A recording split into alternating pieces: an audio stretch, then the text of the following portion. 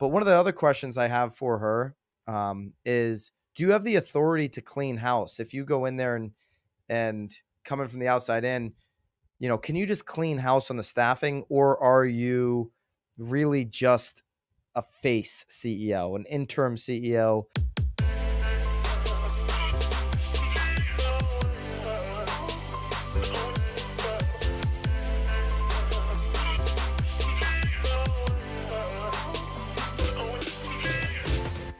This is Byron Lazine and Nicole White, and you're tuned into episode 297 of The Real Word. Word is up.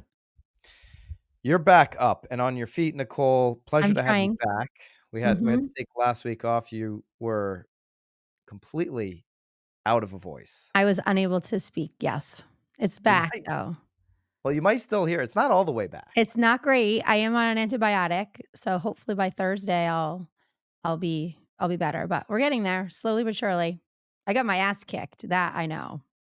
Yeah. Glad to have you back. I was away on a little bit of a vacation. We were going to fit in a real word, but of course we couldn't. And a lot has happened in the last couple of weeks in the real estate world, as you may know or have been following, preferably on nowbam.com, which thankfully there's not. I came back from vacation, Nicole, and there's not a cancel BAM hashtag. There is another cancel somebody else hashtag going on. Something. that should be your merch. I mean, we're still waiting for this merch line to come out. We don't understand why Inman won't acknowledge BAM's existence, but we're not like, you know, our goal is not to put them down, but they've been putting themselves down. We'll get to their bad move, why there's the CancelInman hashtag that's going around in just a little bit. But before we get to that, I want to focus on NAR, National Association of Realtors. They also had big news because they were in Anaheim, California for NAR NXT, their annual conference, okay? We had Tracy Casper, the new president of NAR. Obviously, she took over. She was supposed to take over and took over earlier than planned after the sexual harassment allegations and the former president Kenny Parcell was, he stepped down. Tracy Casper is in. We've also had the same situation now, not after the sexual harassment, but after the verdict from the Sitzer-Burnett, where Bob Goldberg, CEO, who had already announced retirement, took an early retirement. Earlier. And now we have a interim CEO, Nykia Wright. So we were able to hear first conference from Tracy Casper, who opened up by saying the conference, she wanted to thank Bob Goldberg for nearly 30 years of service. The crowd of more than 1,000 applauded politely. This is according to Andrea Brambila's Twitter handle at Inman Andrea, who was there. NAR's Distinguished Service Award winners got cheering and standing ovations. So Bob got a polite applause. Now, Bob Goldberg, by the way, he went home from the conference sick. Okay, he had a little stomach bug. Maybe he had what I had, I guess. Couldn't talk. Cat has his tongue. Got to leave the conference early. Probably a lot of questions didn't want to answer, would be my guess. So Tracy Casper did speak in person. And then here's the tweet from Andrea, who did a great job covering Sitzer-Burnett. I want to give her that credit and credit for here. But she tweeted this out. This was right after, I guess, Casper's comments about Bob Goldberg. She writes on her Twitter, first glimpse of NAR's new interim CEO, Nykia Wright, who filmed a video message for the board of directors. Let's take a look at Nykia Wright's first message as NAR interim CEO on the video board on stage. All have enjoyed a productive week at NAR NXT. It was a pleasure to be in Anaheim and to meet many of you in meetings on Sunday and Monday. What I took away from those 2 days is that this organization is filled with people who are committed and care deeply about its success. As you close out this week's meeting, I have no doubt that you will be thinking about what is next for NAR in a fast evolving landscape for real estate. That too is my charge. For me, Monday is a launching pad. It is a moment to sharpen our focus on NAR's mission, our work to help people and families across the country realize the dream of home ownership. It is a moment to ensure we bring to life that mission for every person and audience that matters, our clients, our communities, our peers. I'm excited to work with our staff members in continuing to advance that mission as our organization moves forward into the future. Thank you for your partnership in that effort. Now, for those that watched my live stream on here on the BAM YouTube channel, when Bob Goldberg announced he was stepping down, I did a live stream in regards to the new interim CEO, Nykia Wright, being announced as the new CEO. I said, this is interesting because she is an outsider, which I'm an advocate of, somebody who's not part of that good old boy, good old girl network. She is Chicago based, which leads me to believe there might be some ties. These are the questions I love to ask her. Like, hey, have you been involved with the leadership team at NAR in the past? Because you guys are all based in Chicago. Has there been past relations? Love to know the answer to that. But one of the things I thought was interesting about the hire was that she had a media background. She took the Chicago Tribune from a public company and brought it to a nonprofit. NAR's a nonprofit. You know, maybe she is there to fix the image. But one of the other questions I have for her is, do you have the authority to clean house? If you go in there and coming from the outside in, you know, can you just clean house on the staffing, or are you really just a face CEO, an interim CEO by length and by face, where you're not really there making the decisions? Somebody else is pulling the strings. The old swamp of NAR is still behind you pulling the strings. These are the things I'd love to know. Do you actually have the authority to be a true CEO? Because Bob Goldberg, former CEO who went home sick from the conference, he's staying on as special consultant. You also, you know, in her, I want your reaction from what she said in the video. You also have her saying in, you know, pre-written statements, as well as now a pre-written video on stage, that she's looking forward to working with the staff. I'd be looking forward to saying, okay, which staff wants to see NAR change, is here for the new, you know, revolution of NAR, retain those good ones and clean house of the old guard. It was also interesting that she just wasn't physically on the stage. Like, what was Right. did you have the same stomach bug as Bob? Like, why weren't you on the stage? Why was this Well, I mean, video? I can't imagine that's really what happened. I mean, they had it edited. There was even music. Did you hear the music? There was music in this video too. I didn't even hear a word she said, to be honest. Get the most out of our content at BAM by joining BAMX. You can use code REALWORD to get 10% off of BAMX today. Like our YouTube accountability group, all of our courses, live streams, and direct access to our BAM creators in our Facebook group. You also get our daily downloads from the hot sheet every single day. Join BAMX by using code REALWORD to get 10% off today. Because it was just words again. It was so many words, and she was so happy to meet everybody, and she felt their passion and dedication to the organization. That was all I heard.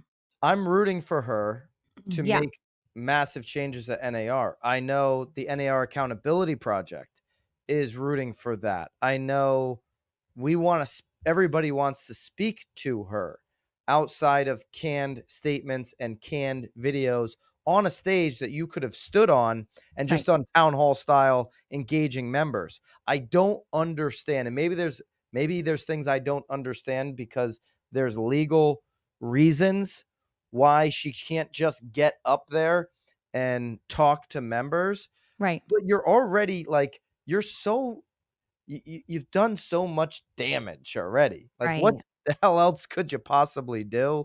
Right. Besides say, you know, I'd rather you answer 50% of the questions. I can't answer that. Right. Legally can't answer that one right now. Love to answer it. Would love to give you my thoughts on it. Can't do it. But I can, you know, if we get 50% of the questions that everybody has answered, wouldn't that be better than zero? Well, I think even just, again, like you're saying, just showing up is almost 50% better than nothing too.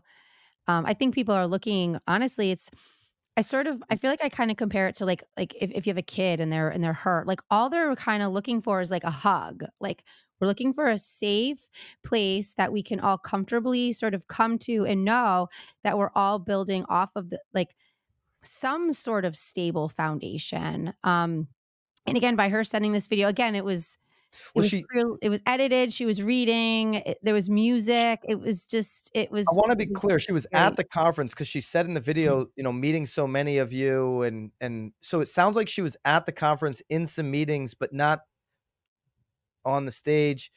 She's excited about what's next for NAR. What's not next for NAR, Nicole, is that they won't use lobbying chops for a legislative fix to commission suits. Okay, so this was reported just about 4 or 5 days ago from recording this here on the 20th. I think this was reported on November the 16th, coming out of NAR NXT. National Association of Realtors is a lobbying powerhouse. By the way, you can show the chart right now of how big of lobbying spenders they are. In 2022, they spent $84.1 million, the most of any lobbyist in the country.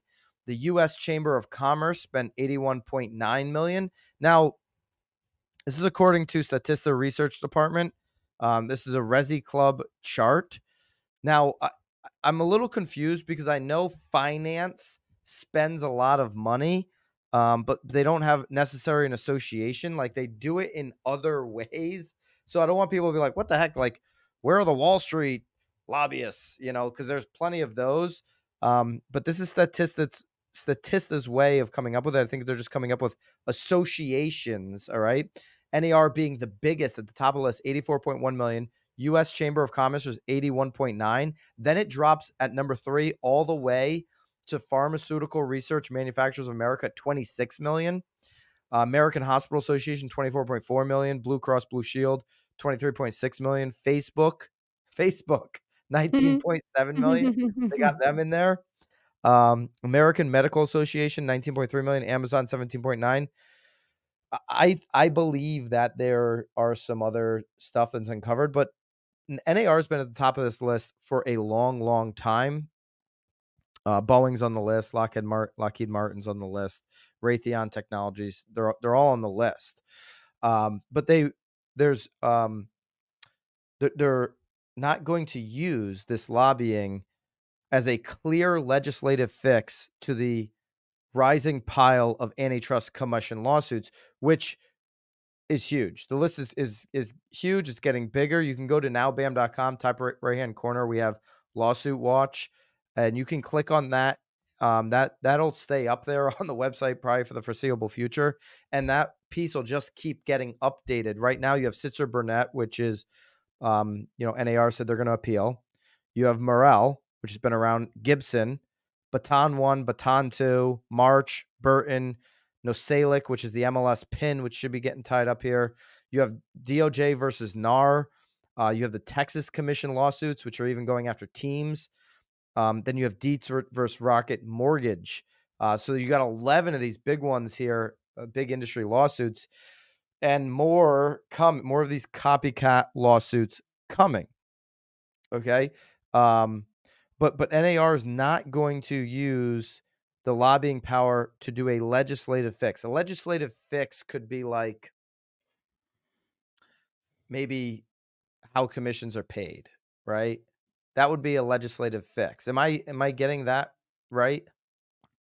Like lobbying the mortgage industry, Right. Or the government to allow what, like buyer agents' fees to be rolled in, like something like that. Yeah, something like that. Which I think is a stretch. There's people that believe that could be where things are heading. But I think it would be a stretch. But that to me would be an example. This is according to Shannon McGain, NAR's chief advocacy officer, spoke to 50 large firm directors at NAR NXT in Anaheim. The forum was put on by NAR's Real Estate Services Advisory Group. She referenced the Sitzer Burnett case, which obviously had this historic verdict. NAR is going to appeal that. They feel confident in their ability to appeal and win. There's plenty of comments that they've had since on their confidence in this ability. The number one comment that we're getting from folks on Capitol on the Hill is, what is going on? This is what McGann said, that NAR has been educating lawmakers about the suit. So lawmakers What she's saying is lawmakers are coming to NAR and saying, what is going on with this lawsuit? Can you brief us on what is happening? Can we better understand the issues? Right. The second comment is, how can we help? This is what McGahn says that Capitol Hill is saying to NAR. Okay, how can we help? Well, DOJ, for one, is breathing down NAR's neck. And Michael Ketchmark, the lead attorney for Sitzer Burnett, has openly said that he, Michael Ketchmark, and the DOJ, Department of Justice, are in communication weekly and throughout the suit. This is why CancelInman has been going around, because they have Michael Ketchmark speaking in New York City. We'll touch on that in a sec. Yeah, we should. Oh, go ahead. If you want to react to it now, go ahead. No, I just, again, because I've been looking at people's CancelInman. I've been searching it. And it looks like Brad Inman is trying to obviously sort of counterpunch everyone's canceling, and him saying, here are the questions that I want to ask. And one of the questions happens to be, is there an outside group that is funding pretty much this lawsuit? So again, because you're kind of talking about like the DOJ and them sort of being in bed, and it's like, who else is maybe potentially involved in this, and who's giving you the cash to do all this upfront stuff? So yeah, I mean, DOJ, I don't think that, if they were no, found but giving cash, again, they do it, if there's enough cahooting, it may not obviously be the DOJ, but I'm just saying, like, right. it again, It could be great a question for co-star Brad to who, ask if the guy's even gonna, I mean, if he's even gonna truly answer it. super dark Truthfully. horse in that conspiracy that you just brought up per Brad Inman's questions. Yeah. Super dark horse in that race of who could be funding this would be co-star, because they want to come out with your listing, your lead, but make everybody pay for to place their listing like they do with commercial. They're coming after residential, and they're really using this lawsuit as a in their earnings call. Oh, yeah.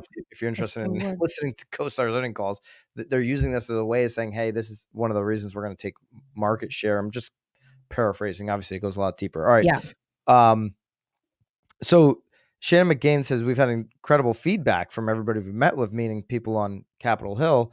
But according to McGahn, because Sitzer Burnett and other similar suits are going through the court system, it's clear what change can be made legislatively to affect them. With this being a class action suit before a jury, there's not much that a federal official is going to do in that area. NAR had been providing lawmakers with information and resources to understand the ramifications of the suit and having discussions around financing buyer representation, buyer representation. NAR's Political Action Committee, RPAC, is on track to meet its goals and flush with money right now. We went to the mat on banks and real estate. We're ready to go to the mat on mortgage interest deduction. We were ready to go on the mat, with mortgage interest deduction, 2008 downturn tax credit. We've got this handy lever. I think brokers just want to know, can we pull that lever in this situation? This is an existential threat for the organization. Is it not time to try? But they're saying that they don't believe they can legislatively impact this. This is going to need to go through a different process. NAR feels very confident about its appeal, and what it's doing is lawful. So NAR just continuing to say this is going to get overturned. You don't see that very often in a case like this, where you've had such a unanimous verdict being made already. Why can't NAR seek a carve out of the Sharman Antitrust Act just for real estate? Repeat that NAR does not believe it's violating the law, so she wasn't sure exactly what kind of carve out they would be looking for. Katie Johnson, NAR's chief legal officer, stopped by the forum briefly and said NAR will be proving the way that consumers have been served over the past 100 years very lawful, continues to be lawful. Well, in your first stance at that defense, you did a poor job, right? I mean, you just didn't do it. You didn't do anything, really. You didn't convince that jury in Missouri, which was very disappointing. And I don't think you really took, like you're saying, you took, some of the stuff in 2008 to the mat and took it very seriously when the U.S. economy was collapsing due to a mortgage bank crisis. with those faulty mortgages. I don't believe, or you didn't show me the actions that you took this to them at. Right. You didn't come out with, blood on your face. You didn't come out with no voice like Nicole came out of whatever she had last I week. would much rather have lost my voice because I was out partying, though, I'll tell you that. I thought that's what it was a massive hangover when I heard your voice that week. I Well, wish. who is gonna have a voice is gonna be Michael Ketchmark in New He York is. at Inman Connect. Yeah. He's gonna be speaking. Brad wants to interview him. You do see Cancel Inman all over Facebook. If you just go search Cancel Inman on Facebook, you'll see a stream of people canceling their subscription on Inman, and then Yeah, but it's funny because their subscription doesn't actually cancel until 2024, that's so true. Doesn't technically take place. And then you had so you had somebody screenshot um that they were, and we've been talking about this forever. They were so unhappy to find out that their local association pays for their subscription. So they can't really cancel. Like, you can not go on the site or give up Right. your member ID, but they're still collecting the money from your association. I hate this business model for Inman, having their money tied to the associations with where these local associations, the ability for agents to get out of it. I hate any business model that's tied to associations paying for the membership. And it certainly inflates numbers. But Nicole, your thoughts on Michael Ketchmark speaking on the Inman stage? I'll be honest, I mean, I think I said it to you before, I'm like, we need to go. You gotta go. I don't know if we're gonna be boycotting out front with signs or going in to listen, but, um, it again, based on the questions that Brad wants to ask him, I'm anxious to see if he actually answers them. It is a So very it sounds like interesting. you want him on the stage then. Again, I'm not saying I want him on the stage. It sounds like he is gonna be on the stage. So at this point, the decision has been made. Um, obviously, we are arguing over the fact that we don't wanna spend the $1,500 to actually pay to get in, but I am curious to see if he does truly answer the questions that Brad is gonna throw at him. I mean, I can't No, imagine he's going there thinking that it's gonna be, like, a nice event, right? I mean, he's listen, this is literally gonna be sitting in front of thousands of real estate agents. I I mean, I know how he's gonna answer the questions the same canned way he's been answering them on every interview he's done. He's not gonna change his mind. He's making tens and tens and hundreds of Yeah, millions of dollars on this is the biggest moment of his career. The biggest fact that moment. Oh, and I maybe his agree, parents will be there too. and maybe his parents will get it. I don't think they'll pay for the Inman ticket, but, maybe they'll get to watch the video after, like they watched the entire trial play out in Missouri, knowing it was Ketchmark's biggest moment of his career, of his life, and he's not gonna change his mind. He's not going to be like, "You know what? I was walking around here the halls of Oh, he Inman can't. I Connect, mean, and" he he's making still you has think you a should watch job this to back, but, do. He has uh, more lawsuits and obviously the appeal, so he's not gonna change his mind. No, I'm not thinking he's gonna he's do that, but not gonna walk around the halls of Inman Connect and say, "You know what? I've met so many great agents. I'm gonna just drop all these lawsuits. We're not gonna move forward. I yeah. now see that, what I've been alleging is false. Let me stop here." He's not gonna do that. So putting him on the stage, if you thought a couple steps forward, you would have realized this is a terrible move. There is a real um pushback from the community for the right reason. This guy's not going to change his mind. He's making far too much money. The biggest conspiracy in America is how attorneys can allege the wildest shit ever and make 30, 40, 50% of these type of class action lawsuits, and where the majority of the money doesn't go back to the people that were wronged, if they were to be really wronged. So I see where the pushback is coming from. Absolutely. By the way, it's why, if we were to do, first of all, if I were to talk to Michael Ketchmark, I'd want it live on YouTube because I'd want as many people to access it as possible. Number one, for free. Number two, so that the comments could be wild and we could take live comments and go back and forth in that type of a manner. If you're gonna pay significant, you know what the answer going to be. So if it's drama, it should be free on YouTube. If I'm paying $1,500 for a conference, I need to get real value for my business out of it. Okay. And if I'm going to pay for something, articles should be free. It's why our articles, BAM, are free. It's why, Nicole, December 1st, BAMX, the community, where we do all of our courses, all of our community live streams, all of our downloads, our Facebook community, that goes up on December 1st. Still far less than really anything you're going to find out there, but it goes up significantly. And unless you're in before December 1st, you can't grandfather your price in. You can get 10% off by using code REALWORD. But we would never paywall this clown. We'd use it as a way for people to come in on a YouTube live. Transparency isn't that the whole name of the? I mean, that's at the end of the day what this is all about, right? Transparency. Yeah, I think it's silly. I think people have a right to be angry with that. That being said, and I've said it many times, I think covering Sitzer Brunette, Andrea did a great job. And so, there's still, just like with NAR, I think NAR has done some things over the years really right for consumers. They haven't made many right moves as of late. They've historically had a smug attitude about them. They've got sexual harassment on their books now. They've got a big L on this verdict on their books.